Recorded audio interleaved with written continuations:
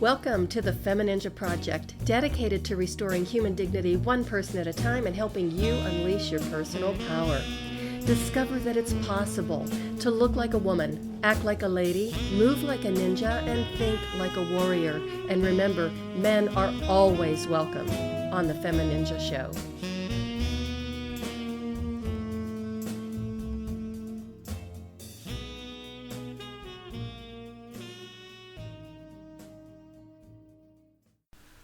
Hey everyone, welcome back to another episode of the FemiNinja Project. I am your host, Cheryl. I love middle-aged ninja hiding in plain sight, and I would like to introduce a guest today. She is an amazing woman and she has an incredible story to tell.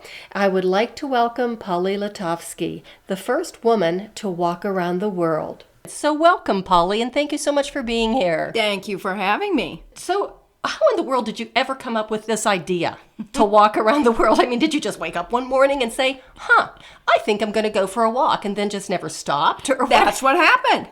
No, Wow. that's not what happened. No, I was actually 12 years old growing up in Minnesota, in Minneapolis, when there was a story in the newspaper about this man walking around the world, and he was from Minnesota. He was from a small town in Minnesota, and that happened to be the same summer that I discovered the newspaper. Wow. How old were you? The newspaper. I was 12 years old. Wow. And I really started to discover that there was a whole world going on around me besides my friends playing stickball and kickball and climbing trees and riding bikes all day. And that was via the newspaper. So I would go scoop up the Minneapolis Star and Tribune every morning and read about places that I'd never heard of before. And it really just intrigued me, like it would a 12-year-old. You know, that 12-year-old's mind, the curiosity. How does the world tick? And I got really curious about the world and why these differences and that kind of thing. So when I saw the story of a man walking around the world, and he was from Minnesota, now this is 1974. So I really thought, wow, I didn't know you could think of such a thing if you were from Minnesota. So I was intrigued, staring at that photo, thinking all that man is doing is putting one seemingly insignificant step in front of the other. And that's when I started thinking, well, that's how I want to go see the world someday. I'm going to walk. So you know what I did, which is kind of funny? What? Is I went and walked around my house for 3 hours. Right? I just walked around the house and around the house and around. And I thought, okay, I can do that. Okay, so as you're walking around the house for 3 hours, did anybody think you were a little bit nuts? I don't remember anyone seeing me, which is odd because I was surrounded by neighborhood friends and my siblings. But I walked around the house for 3 hours and I remember thinking, well, okay, I could do that. Piece of cake, right? Next, the world. First the yard, next the world. That makes perfect sense. Yeah, so I started thinking, that's how I want to go see the world someday. So fast forwarding ahead, 20 plus years, life's journey had brought me to living in Vail, Colorado. And there was a year in my life when a number of women in my world were being diagnosed with breast cancer. But I had an aunt that survived it. I had an aunt that did not survive it. And I had a very good friend in Denver and a colleague in Vail. Wow. And all about the same time, in the same time frame? Exactly, within a year. And I just thought, what is this thing called breast cancer? And you're supposed to go get a mammogram. So I went and got a mammogram. And the doctor, I went and asked if I could have a mammogram. The doctor says to me, you don't need to worry about getting breast cancer because it doesn't run on your mother's side of the family. Well, how old were you at the time? 34, maybe. Okay. So it's really bad information. So I went back to work and we had a colleague who had breast cancer. Ugh. And I told everyone that I didn't need to get a mammogram because it doesn't run on my mother's side of the family, and they really let loose and let me have it. Of course you can get breast cancer. Every woman in the world is at risk for getting breast cancer. And did you know that 85% of women had diagnosed with breast cancer have no known risk factors at all? Did you know that? And I was like, no, I didn't. So how did you feel when they were telling you this? Were you terrified? I mean, did it upset you? Or did you feel like I was annoyed that I had sort of been, lied to is too strong, but because he didn't lie, but he, certainly gave me bad information. So I was walking home that night thinking about, all the things in your life going on at that point. And I thought, that's what I'll do that walk for that I've always wanted to do. And I would finally do that walk around the world. I would dedicate it to the women of the world. Oh. And I would, talk about breast cancer throughout, maybe raise funds in various countries for breast cancer organizations. So that's really the night walking home in the dark for 2 miles that my head started spinning with all the questions. And could I do it? Could I really commit? And I decided that night that I would do it. Wow. So let me ask you this then: in the time frame from the time you were 12 years old to that point in time when you made that decision that you were going to walk around the world, was it still always in the back of your mind, or did it just kind of pop up every now and again over the years, or was it completely dormant until that moment when you were walking home and thinking about all of your friends, your aunt, your other colleague, and all of the other women that you were thinking about who were diagnosed with breast cancer? How did that happen? The walk around the world was a dream. I would think about it periodically, like, ooh, I'd really like to do that someday. But let's face it, it's really outside the box, you know? Yes, it is. And so I didn't really think it could happen, but it was always a dream. And it was always sitting there. It'd pop up once in a while. Yeah, I'd like to do that one day, and shove it back in the head. It was coming into the forefront of my mind just prior to all these women getting breast cancer. And it was really because there was another woman that claimed she'd walked around the world. And I was mesmerized, going, wow, that's what I've always wanted to do. But then it was discovered that she'd actually gotten rides a lot of areas. And when I saw that Cheater. article, I thought, okay, now's my chance. She, in fact, didn't do it. And not that it's really funny because I really didn't give two hoots about the Guinness Book of World Records. I didn't do it because I wanted to be the first woman to. That's not why I did it. But that triggered something in me when, in fact, it was discovered that she, in fact, had sort of cheated, for lack of a better word. Okay. Right. So. We won't tell anybody. We won't mention that. I thought, well, now's my chance. And you know what that really did is push me to finally do it. And it really did, because I had to have the life experience gained so that I could handle what the world was going to throw at me. But I had to be young enough to physically take that journey, because you're going to get beat up, right? Yeah, I'm sure. So apparently that age, that intersection is 37, just in case anyone asks you. But for me, it's 37. Okay. So good to know. It was about 34 when I started to really get the idea and get serious about it. And it took about 3 years to get organized. And so you didn't just get up the next morning and call in sick at work and say, okay, I won't be there because I'm going to start walking around the world. So there was a lot of preparation that went into it. I had a nice job, and I had a mortgage and an IRA and a 401k and all this stuff. And so you were a normal person. Full of stuff. So that's really what had to be organized. I had to figure out, now when I started thinking about this and getting serious, it was like 1996, 1997. Okay. So just to put that in perspective of where we were technologically, we were just hearing about this thing called the internet. Yeah. Now I know it was around sooner than that, but it was really becoming mainstream in the late 90s. Right. So I started getting on these things called websites, right? What's the www stand for, right? And people are flocking to libraries trying to figure out this internet thing. But very few people had websites. And the State Department was one that did. And they were so I could do some homework on how do I get through these countries? What countries can I get through and stuff like that. I would go to the Barnes & Noble and get the maps and lay them out all over the place.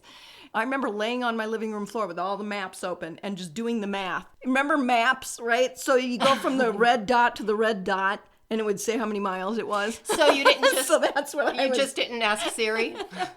Right. Oh, gosh, I remember the red dots. So I really did. I mapped out the whole thing like this. Not that was just like an original barf of information, right? Did you map out the entire trip, or you were just kind of playing with, well, I'm going to start here? That first time, I was just playing. Like, if I could walk 15 miles a day, because you have to pace yourself, right? I would imagine so. So you just got to pace yourself. Like, can I walk more than 15 miles a day? Yeah. As it turns out, once I got on the road, I really realized that towns are, on average, 16 miles apart. Right? Ah, okay. So if a town is 20 miles apart, I'm going to walk to the town. I'm not going to stop and say, well, I've done my 16 miles.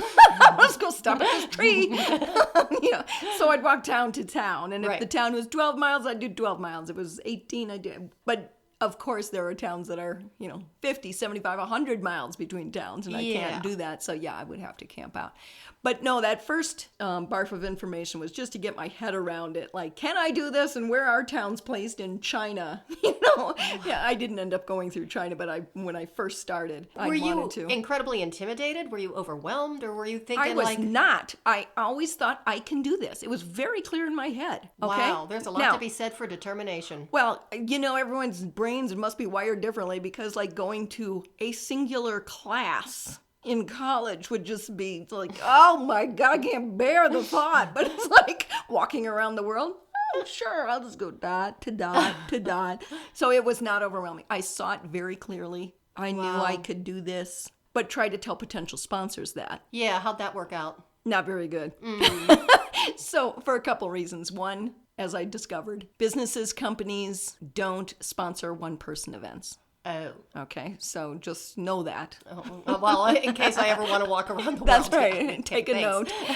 I'll write it down. I discovered that. No one-person events. So I really didn't get any money for sponsorships at all. Mm-hmm. But what I did end up getting, and for the most part, it was once I hit the road and started getting a quarter of the way around, a halfway around, and people started coming on board as far as, shoes is one thing. And yeah, I guess you didn't pack a bunch of shoes, or how many pairs did you pack when you headed out? No, you one at a time, girlfriend. You're carrying everything. I actually didn't carry it, but nonetheless, I pushed it, I guess, in a baby buggy. But to get back to the beginning of that, trying to get sponsors, and I quickly realized that was kind of useless. But one of the great scores of my life happened, and that is, I owned a little condo, right? Mm-hmm. But I had a job in resort areas. They have condotels, which aren't hotels, and they're not just condos. They're condotels, which means there's a front desk that you go and check into, but the condos are where you stay, and they're owned by individuals, not like a hotel owns all the hotel rooms. Okay, Do you know what I got mean? it, yeah. So in resort areas, there's these things called condotels, and I worked at one. And it was a daytime only, meaning they'll close at 7 o'clock or 10 o'clock, depending on the season. So they don't have anyone staying overnight. There's not staff there. Okay. So the general manager asked if I would consider living there in exchange for if anyone needed to check in after 10 or lost their keys or just be the person available 24/7. So in exchange for that, for 2-3 years, I didn't have any rent. And then I rented out my condo. Oh, okay. So it was a great score. I didn't have any bills and lived at the base of Vail Mountain, and it gave me an opportunity to save up money. As you were saving up money and there you were at the base of the mountain, were you also training? Were you physically preparing yourself for this incredible journey, this walk of a lifetime? I was always kind of in shape, I was always an athlete, and especially in Vail, before dinner, you just zip up the mountain back again, just hike straight up it, Hiking trails were for sissies. I'm just going to charge straight up this thing. So I was in shape. It's not like I'm sitting like a big fatty fatso on the couch going, well, I think I got to get off the couch if I'm going to walk around the world. So I didn't really have to train for that. I obviously was always working out. But what I really did have to train for is the first aid and also nutrition and just mentally. I pictured in my head that I was going to be alone a lot, and how will I be able to take that, right? So I went camping a lot in the middle of the forest by myself. By the way, you just never get used to that. No, I was Just going to say FYI. Brave girl. No, you don't get used to that nonsense. No, I kept trying it, but... Yeah, that's... Ugh. But obviously it worked out in the end.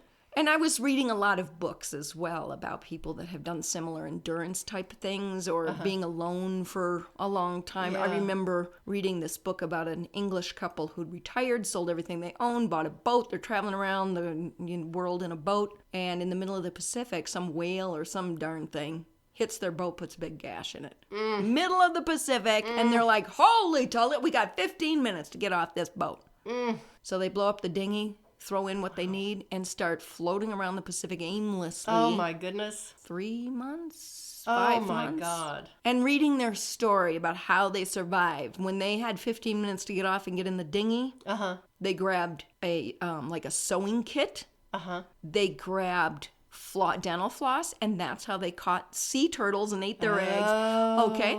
So for the rest of my walk, I'm like, okay, I will never be floating aimlessly in the South Pacific and have to catch sea turtles with dental floss. This I won't have. So it gave me a frame of mind and perspective that will never be that bad off. At the end of the day, if I was annoyed or hurt or whatever, I just wave a car down. I'm walking on roads for them. You see what I mean? Well, that's true. Yeah. It's not like you're going to hop a whale or a dolphin or something like that to say, hey, can you give me a lift? They didn't have kind of a lift or whatever in the middle of the ocean. So I was annoyed and uncomfortable and sore and this kind of thing, but I was never wandering aimlessly in the South Pacific. Tell me about how your first day. I mean, what happened when it's like, okay, today's the day. So you pick the day that you're going to start this walk. 3 years in advance, I chose the day, and I stuck to it. Really? Yeah. How did you pick the day?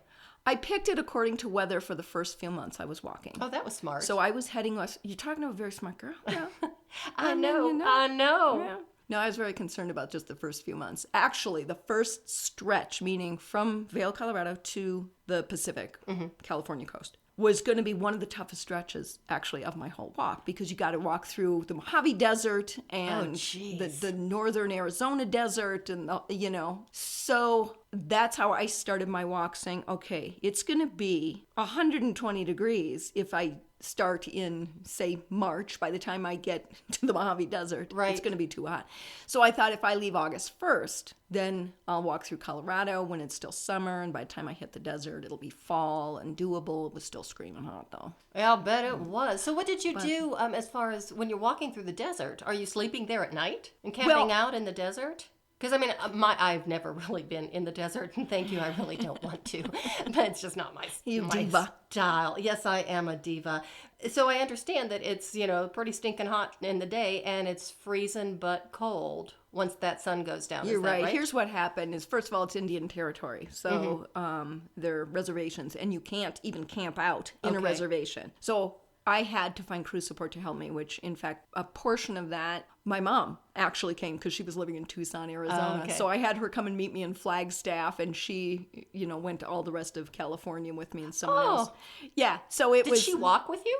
Oh, she walked a little bit, but she had a vehicle, so she could, meet you and Yeah, and she would just kind of take care of me and have lunch waiting and all this. But you have to drink so much water walking through the desert, right? So I actually had a pee chart, all right? So, and I actually... I know you, Polly. I know you well enough, and I know how you love your charts and your spreadsheets, but I never would have imagined that you would have a pee chart.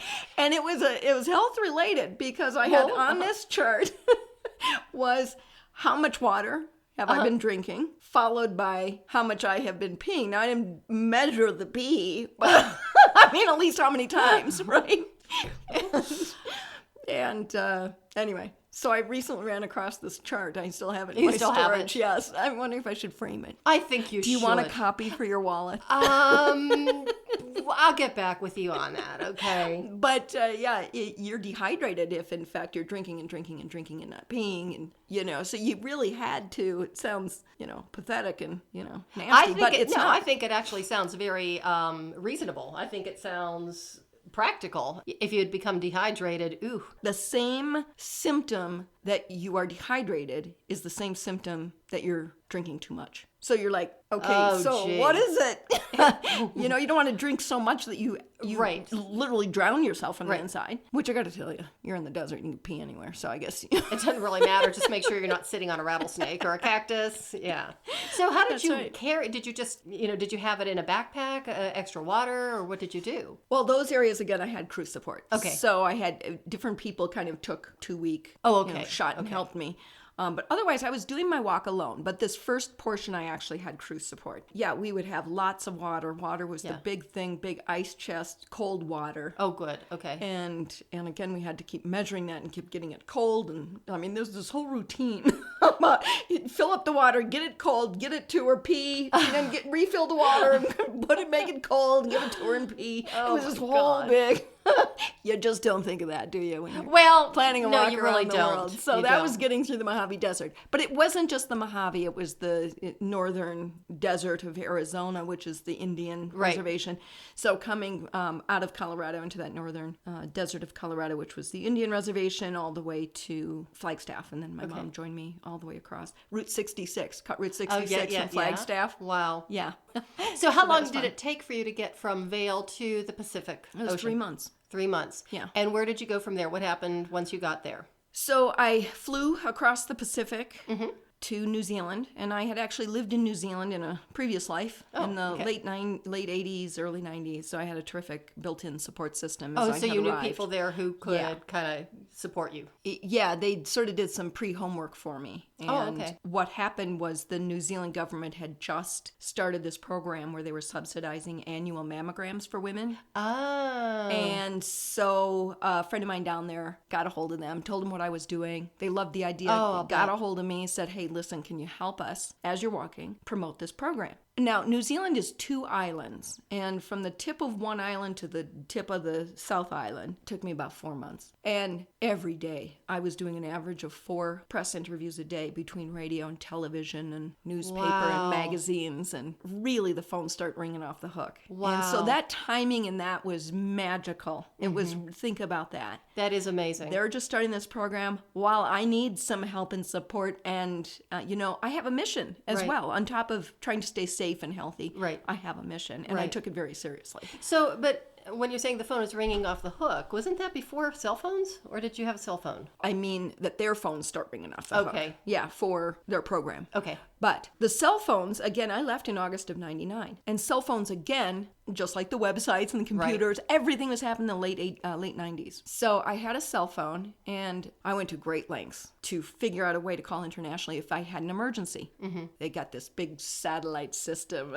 I mean, I never used it. By the time I even got overseas, they were making international calls. Texting didn't exist yet. That happened when I hit Asia. Things were changing fast technologically while I was going around. This texting started, but no one in America was using it yet. So I'd text my friends. It's probably still sitting in their phone somewhere. What was that ding? I heard it on my phone. So we better take it into the shop. Something's wrong with the phone. So technologically, things were moving fast from the point that I had the idea, let's go, until I started. And then it was moving fast while I was around the world too. Wow. And, yeah. Anyway, so I was walking down through New Zealand, took about 4 months, and I still had crew support, but it started not going so well. And really shame on me for not realizing that, I mean, people were landing in my lap. It was never by design that I have crew support, right? Since I was a kid, 12 years old, and I had this picture in my head of what this looks like, you naturally have a vision, right? And it was always that I would be on my own. That was the picture in my head. But people kept falling in my lap. So I'm like, who am I to say no? Someone wants to help me, right? Yeah. But no, that's not how that works. Okay. Because I've had a vision and a passion and focus and drive, and nothing's going to stop me. I mean, I walked through an earthquake. I'm like, whatever. Right? Oh, my God. And did you know? What, the ground was shaking, or did you? Oh, it was a big one. It was in Joshua Tree National Park when I was walking in Southern California. Oh. And yeah, big one, like 7.3. Yeah. And you just kept walking, or shall I say, shuffling, or, shaking? Well, it happened at 2:30 in the morning, so I was at a Best Western. But the next day, I mean, all the news crews from LA were there, and they're showing these cracks in the roads. I'm like, oh my gosh, what am I going to have to leap over the earth? But that didn't happen. So then nothing was going to stop me. And then crew support, how can I expect them to have the same vision and drive? Right. They have a different agenda whether we liked it or not. So I had to figure out a way to go on my own. So you had the crew support through New Zealand, and then did you just say, see ya, or did you, fire them, so to speak, halfway through New Zealand? What happened there? Yeah, I had to get prepared to go on my own. How am I going to go on my own? So when New Zealand ended, was the end of our relationship. Okay. And I had to go back to LA and get organized on how to go on my own. So you flew from New Zealand back to LA to get organized, and then started again in Melbourne, Australia. Okay. So how did it go in Australia? Australia, everything changed. So remember, I've had crew support. They're taking care of me, and they would bring me food and water and measure my pee. No, I'm just kidding. And then and contact the media, stuff like this. But I had to go on my own. So I get this baby buggy. It's a big brand of baby buggy called Bob. It's the Mac Daddy of baby buggies. So given all the trouble I'd had trying to get any sponsors prior to this, a friend of mine calls me and says, how are you going to go on your own? I said, I was thinking about getting a baby buggy and just strapping it down with bungee cord. She goes, you should call Bob. I was like, who's Bob? Well, it's a baby buggy company. They're based up in St. Louis Obispo, California. She says, just give them a call. I'm sure they'll be happy to talk to you. I'm like, yeah, that's how it happens. Yeah, right? Exactly. Yeah, right. So she says, my son works across the alley from them. I'm sure he will just run over there and tell them and they'll be fine. He's like, yeah, they really want to see you. I was like, holy God. So I drove up there and they loved the idea. So they created this backpack on wheels Oh. Yeah. And when Bob was finished, was a big day of my life when I met Bob. Oh. And Bob and I flew to Southern Australia. Did he to share Melbourne. your seat, or was he in the seat next to Bob, you? really?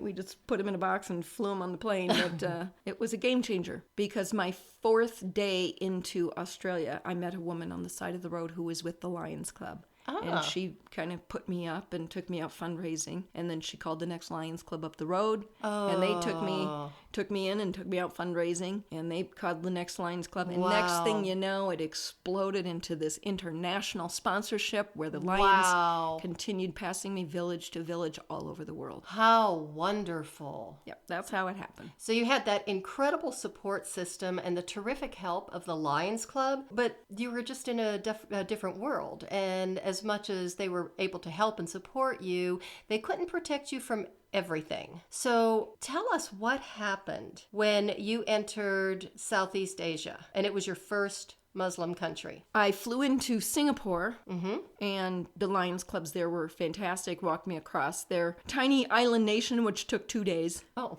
2 strolling days, let me tell you. Oh, okay. So you weren't really pushing it. And you that's were meandering. really not a Muslim country. That's that's a big melting pot there, Singapore. Okay. They walked me across this big causeway bridge, they call it, from Singapore to Malaysia. It's a big bridge with customs and everything. And there was a big party there at customs, and they shut down the bridge and passed me from. It was a big party. I mean, there must have been 100 people there with all the Lions Clubs. A big sign went across the highway. I felt so bad. I felt so guilty. I'm like, oh, the traffic, we're stopping. I swear it wasn't my idea. You know? But what a reception for you. Yeah, and For someone who wanted to be alone or thought she was going to be alone. yes, and that was a big challenge that I had because remember, I prepared myself to be alone. Mentally, I was prepared for that. I had the picture in my head for that. I had never even thought about. Did you feel the like you were polar opposite. somehow cheating or? No. I just wasn't prepared for it, and it was part of the deal of personal growth and everything else. It's like, okay, I was blindsided. It's a good blindside. Too many people helping me. Yeah. Woe is me. Yeah. I call that a champagne problem. It's a good one to have. It is. But I remember, I didn't really realize that there was this big party waiting for me at this border. So, you know how when you're traveling overseas, you don't give up your passport for anything. Right. You protect that thing. So one of the big Lions Club members, because they're big leaders in those communities, I mean, they're so highly regarded and highly respected, well-connected, that when they talk about something, everybody listens. This is how powerful they are. So one of them in the Singapore Lions Club, he comes over to me, give me your passport. I was like, okay. So he takes my passport and just walks in, gives it to the control people. And that was it. And they let me into this big party on the other side. Wow. And I didn't know the party was for me. And all of a sudden I see my name on the signs that they're holding up. And this was a big lesson that, I mean, I was blindsided. I will give myself that. But I should know how to say hello, thank you for having me in each language. Right?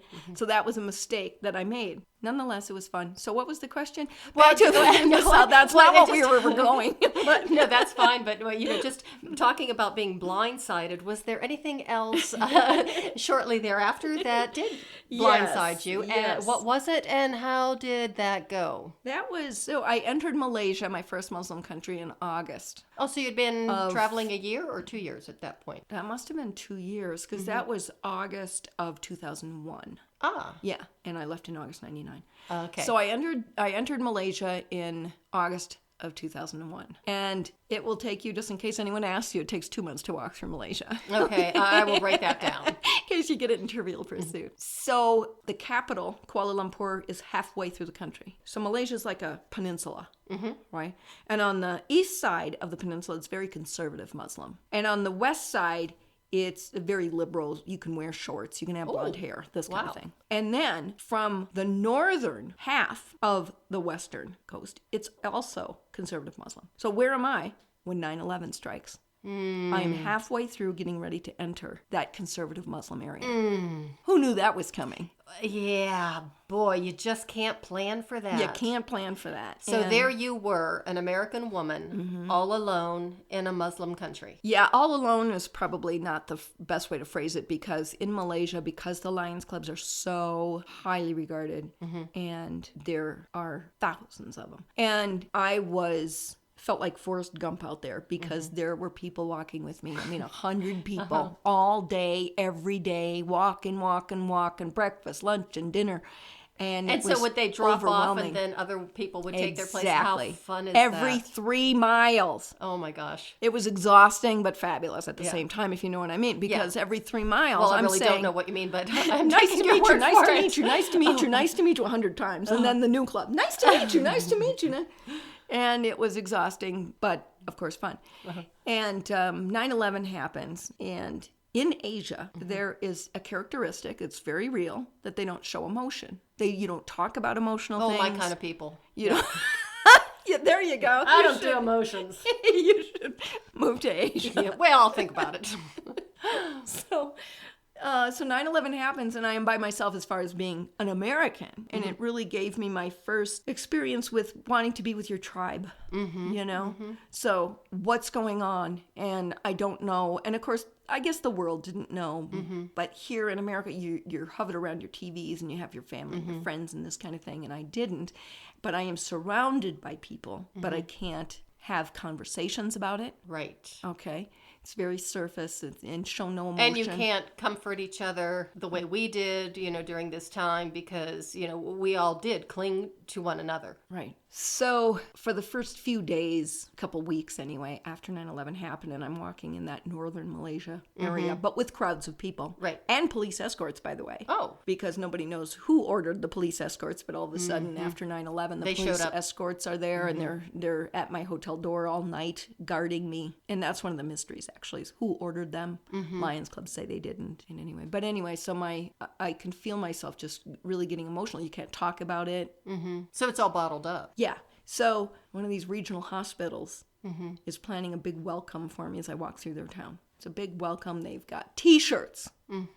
Say Polly's Global Walk. They've got balloons, and they've got food, and they've got a press conference, and the biggest, and they have the audience and a stage, and they have me come up on stage, and the guy running it says, "Before I have you speak, I would just like you to know how sorry I am about what's happened in your country." Oh. And I burst out crying in front of an audience. Of how many people? Full of Asian people that don't get emotional.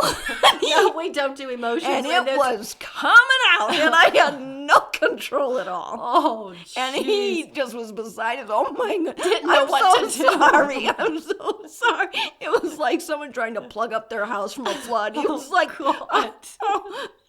And he's making a note to self, never give condolences to anybody again, no matter what happened. An American woman, anyway. Oh, jeez. So that's... Yeah, especially when she has this incredible, worst terrorist attack in history on American soil. Yeah, so... Okay, lessons learned. He opened up the floodgates. The poor guy was trying to stop the floodgates, but up on stage... Oh my, did you ever stop crying long enough to speak?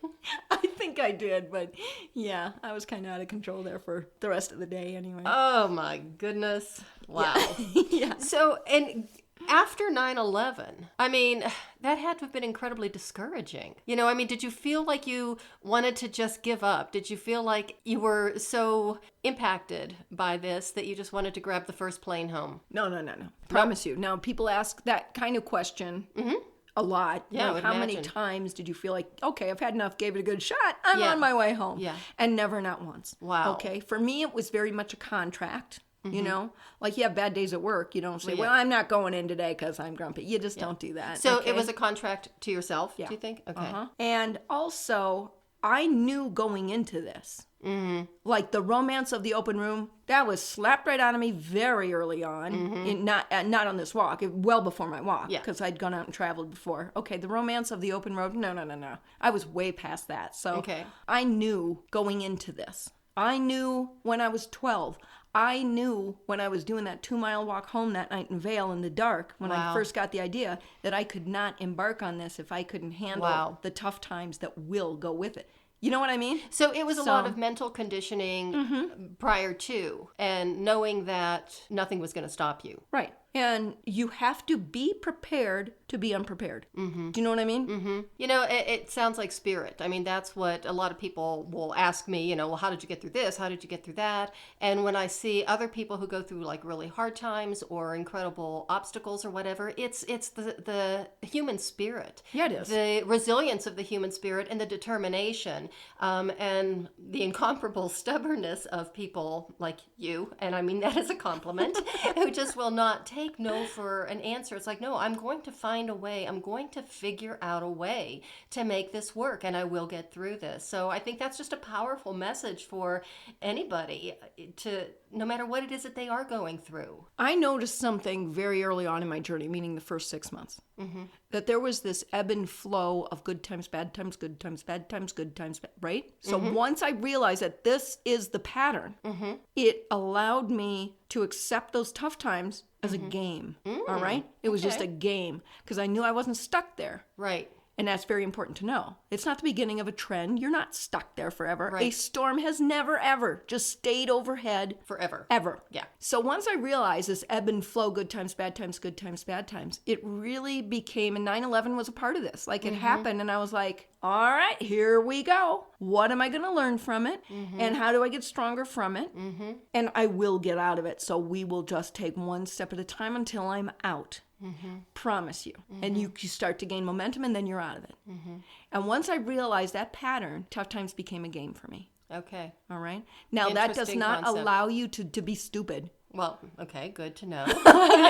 But We're getting all kind of life lessons here, and I'm loving it. That's just really good to know. But I've done some commencement speeches at high school, and you know, the top 10 things they don't teach you in high school.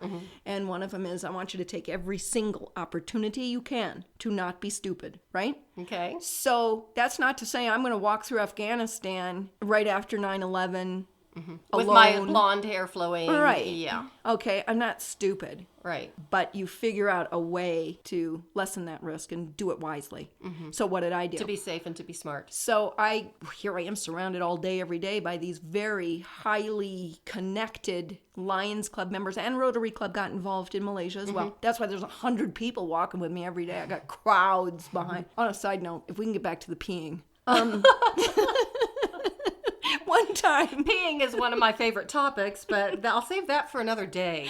One time there must have been 100+ people and the police escorts and blah, blah, blah. And I said to this woman next to me I'd been talking to, I said, I really gotta pee. And I just whispered to her, I gotta pee. And she yells in her language, she's gotta pee. And this message went up, she's gotta pee, she's gotta pee, she's gotta pee.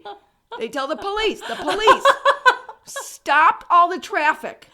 Oh my God. And they stop the traffic, and they stop the crowd, and they offer their way across for me. Well, where did you go? Was it like here's a bush? I mean, well, that was my plan, but once I mentioned it, like, no, and there was like a Shell gas station right there. So they stopped the traffic, and let me go pee.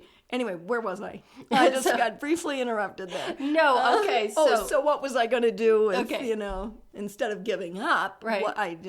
what do I got at hand here? And what I have at hand were these highly connected people. So I asked them one morning, do you guys think you could help me contact the International Lions Club president and ask if he would consider an international sponsorship? What that would allow me is to start planning in advance, right, into other countries. Now, rather than flying by the seat of your pants. Right, day by day, week by week. Instead, it would be months in advance, and people could plan and this kind of thing. So remember the early days of 9/11, we didn't know what was going on. In hindsight now, of course, I see what I could have done, should have done, am glad. Well, hindsight's always 20/20. So I was planning on going through Pakistan and Iran and then into Turkey. That was the plan. All along, I'd already been making connections, but that was the plan. And little did we know then what unfolded after 9/11, and the countries actually shut down the borders. So I couldn't get in. So that's what happened. That's probably a good thing. It was fine by me, let me tell you. I'm sure. And so, anyway, I asked them if they would consider contacting the International Alliance, and they did. And that night they said, he loves the idea, let's go. And he started contacting the countries of where I was heading into. Through So India. when you changed your route from there, where did your path take you then? Right down through this is a big lesson that I learned too. I look at the map of India and I'm like, everyone is telling me how tough India is. And I'm thinking, I'm pretty tough. I've been on the road now 2.5 years, the last 6 months of which have been in Southeast Asia. Yeah, how bad could it get, right? During 9/11. Yeah. I'm pretty tough. Yeah, you are. And then what happened? I quickly discovered I ain't nothing. Yes, just in case you're tempted to try this. Yeah, okay, no. Nothing can prepare you for walking across India alone, on foot, as a woman. I mean, wow. not playing the gender card, it is what it is, and you're going down. So one of the lessons I learned, in fact, was to not go the shortest route because that might be the easiest. I chose the most difficult route. So right through the tribal area. I've never seen a white person before, let alone a white woman traveling alone. This was ridiculous. They're probably still talking about it. So, I mean, people actually pluck a leaf off a tree, make a bowl, and that's how they eat, because they showed me. It was really cool, by the way. Oh, wow. But that's a lesson that I learned. Just because it's the shortest distance from A to B doesn't mean it's the best choice. Yes. So one of the things I would have done differently is, in fact, taken a longer route in India, and it may have been more enjoyable or more doable, less anxious. Or less hair-raising. Wow. Yeah. So what was the worst part of the trip? Well, it was definitely India as a whole, as a destination, and on the human spirit, on my body, everything. It got up to 118 degrees. Oh my God. And just, everything about it. I mean, just stick yourself on Mars. And how long were you?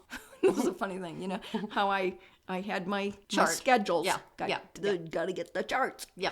And I had plan, and I had, first day, second day, got to pace myself, go a little 15 miles, good, pace yourself. For like the third day, and I'm like, oh, hell no. I'm going 26 miles a day. I'm going to walk till I drop. Right. So it was supposed to be 5-6 months, it ended up being 3.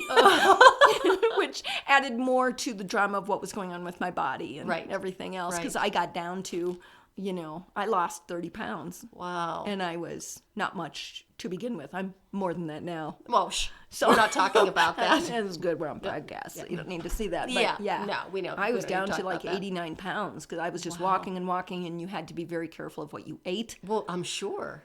So... Wow. So once it was all said and done, how long did it take for you to walk across the world? And I'm going to backtrack.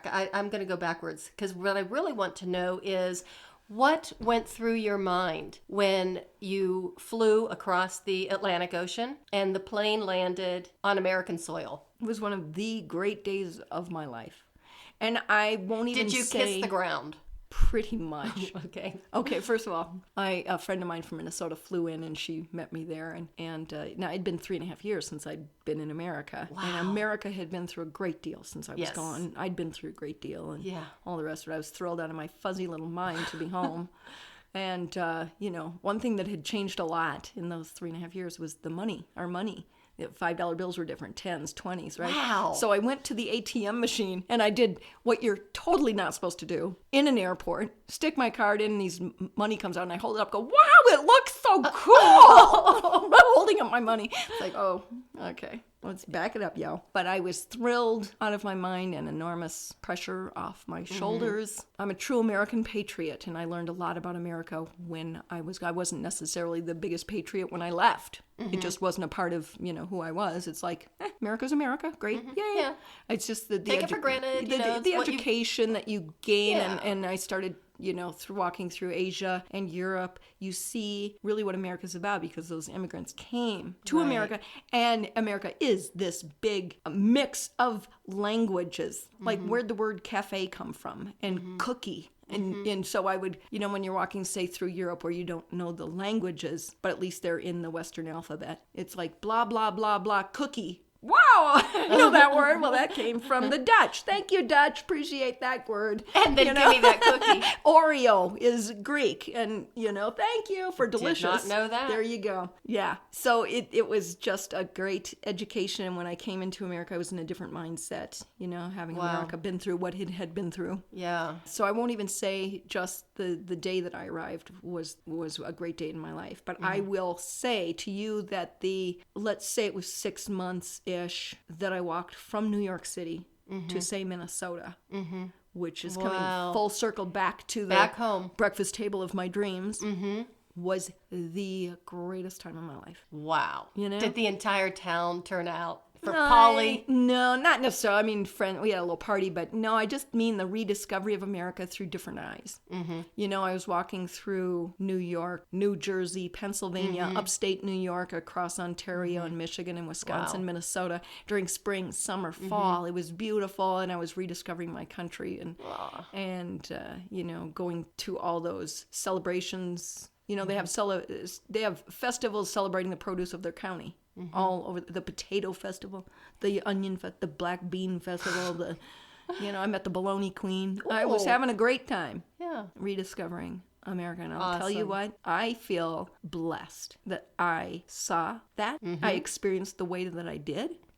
And I feel blessed. Wow. That I saw that when others don't. Well, I feel pretty blessed that I was able to have you on the show. And I want to ask you just a few more questions, is that I know that you wrote a book.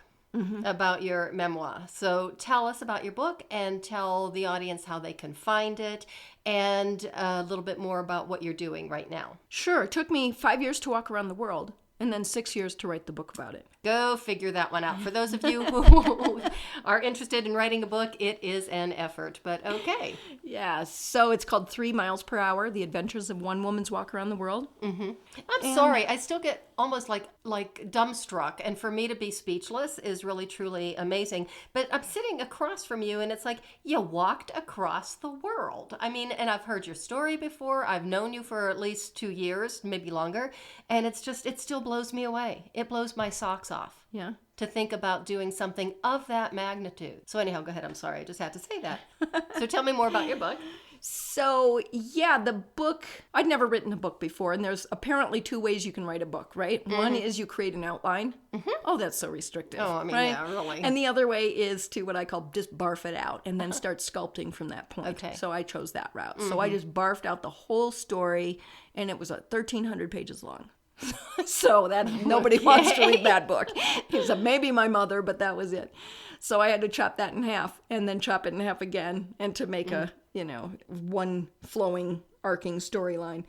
And the story ultimately is sort of a fun memoir. It's not, the long road home or anything poetic like that. It's a fun memoir about the people of the world, how they came to my aid. And I was very honest about my story. And I sat down when I started and said, I got to tell a straight up story, even when it makes me look bad, even when I'm grumpy, And I remember I read this review on Amazon about, she really was grumpy. And I was like, well, fair enough. If I told a story about how it's happy and easy every day walking around the world, first of all, lies. And you're just not being straight up. So that was one of the readers left a review then? Yeah, exactly. But no, it is a fun story. Yeah. And I remember when I was almost done writing it, I was having a conversation with my mom and about the lessons learned.